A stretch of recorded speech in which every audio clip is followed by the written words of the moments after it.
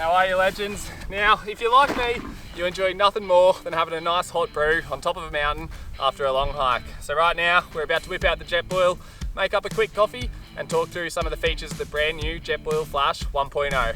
Now obviously, you need your Jetboil, your gas, got a little mug. You can drink it straight out of the Jetboil, but I like to use my little mug, a little spoon to stir, our coffee, and of course, the most crucial ingredient, your water. Right, we've got all our ingredients. First things, just rip the cap off your gas bottle and screw the igniter on. Nice and tight. Attach your Jetboil with the quick lock system onto the igniter. Fill it up with the desired amount of water. Now this is my favourite part of the brand new Jetboil, and that is the new ignition system. You don't need a lighter or any of that. It's so simple. All you do is twist this and you're done.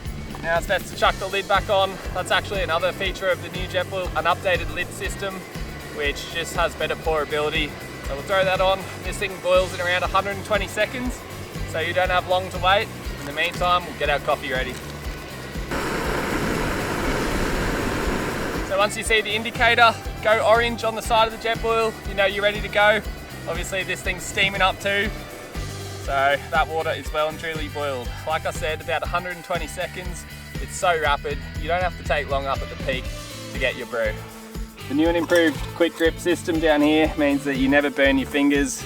It's a really good update from Jetboil. Let's give that a quick stir. Well, how good does that look, guys? A beautiful cappuccino with a view. For now, I'm gonna sit here and take in these sights. If you want to pick up one of these for yourself, head into your local BCF or jump online today.